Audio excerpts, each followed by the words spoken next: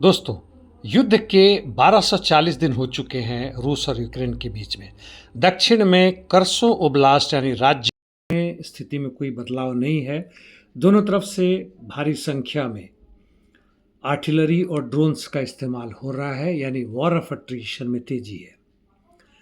थोड़े से पूर्व में आए यानी जापोरिजिया राज्य या ओब्लास्ट में आते हैं तो यहाँ पे कामेंस्कोय, जो एक बहुत बड़ी झील के पूर्व में है, वहाँ पर कब्जा करने के बाद से रूसी सैनिक उसके उत्तर और उत्तर पूर्व दिशा में बढ़ रहे हैं। जबकि वेलिका नोवोसिल्का, या इसे पहले रिमिफका सैलिएंट भी कहते थे, रूसी सैनिकों ने नोवोखाट्स्कोय और जेलेनी गाई पर कब्जा कर लिया है और वोल्चिया रिवर के इर्द गिर्द किनारे में क्षेत्रों में आगे बढ़ रहे हैं। अब पूर्व में आते हैं यानी दोनेत्स्क ओब्लास्ट में पुक्रोवस क्षेत्र में रूसी सैनिक आगे बढ़ रहे हैं सेवचेंको के दक्षिण में तथा कोटलीना उडाकनी के दक्षिण पश्चिम में। उनका और भी बढ़त जारी है कॉन्स्टांटिनोवका की तरफ और लड़ाई याब्लोनोवका के लिए जारी है। पुक्रोवस से सटे हुए पूर्व में मिर्नोग्राद क्षेत्र में रूसी सैनिक अब रोडिन्स्की के बाहरी क्षेत्र में पहुंच गए हैं और उनका बढ़ाव यहाँ पे लगातार जारी है तथा नियो इकोनॉमी नामक जगह के भी बाहरी क्षेत्र यानी आउटस्कर्ट्स में पहुंच चुके हैं। टोरेस्क और चासिवियार के जो बाकी बचे हुए कुछ क्षेत्र हैं उसके लिए जबरदस्त लड़ाई जारी है। यूक्रेन के सैनिक छोड़ना नहीं चाहते। सिवर्स्क में आते हैं तो वहाँ से रूसी सैनिक उत्तर पूर्व सेरेब्रियांस्की फॉरेस्ट्री में यानी जंगल में आगे बढ़ रहे हैं। इसकी चर्चा मैंने परसों भी की थी। और सिवर्स्क की तरफ बढ़ रहे हैं पूर्व दिशा से यानी वर्खने कामिंस्कोय दिशा से। अब उत्तर पूर्व यूक्रेन यानी खार्कोव क्षेत्र में आते हैं। रूसी सैनिक नोवोमाइखाई लिवका के उत्तर और ग्रेविका के दक्षिण पश्चिम में आगे बढ़ रहे हैं। और भी आगे रूसी सैनिक वेलिका बरलूक में आगे बढ़े। इसके बावजूद कि यूक्रेन का यहाँ पर काउंटर अटैक बहुत जबरदस्त जारी है और मिलोवोए क्षेत्र में भी आगे बढ़े हैं। खार्कोव के उत्तर यानी वोल्चांस्क और लिप्सी क्षेत्रों में जबरदस्त काउंटर शेलिंग दोनों तरफ से बढ़ रहा है और रूसी सैनिक धीमे धीमे करके वोल्चांस्क के दक्षिणी क्षेत्र में आगे बढ़ रहे हैं। और यहाँ पे उन्होंने उस क्षेत्र के जो जंगल का क्षेत्र है उसमें काफ़ी प्रगति की है और कुछ दिनों में वह तकरीबन 2 किलोमीटर आगे बढ़ चुके हैं। बेलगोरद के क्षेत्र में खाटनोए और अम्बारनोए की तरफ ये आगे बढ़े हैं और यहाँ से हम आगे कुर्स्क और सूबी क्षेत्र में आते हैं।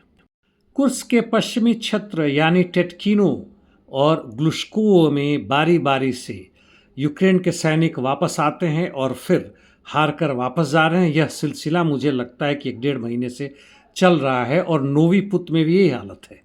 अब सूमी क्षेत्र में आते हैं। यहाँ पर कई हफ्तों के बाद से रूसी सैनिकों ने यूनाकिफ्का में जबरदस्त आक्रमण किया और अंदर में काफ़ी हद तक घुस गए हैं और 70% इस क्षेत्र का कब्जा कर चुके हैं। और भी दूसरे जगहों में राइजीवका और बेसालिवका की तरफ भी आगे बढ़े हैं। अब इंटरडिक्शन मिशंस में आते हैं।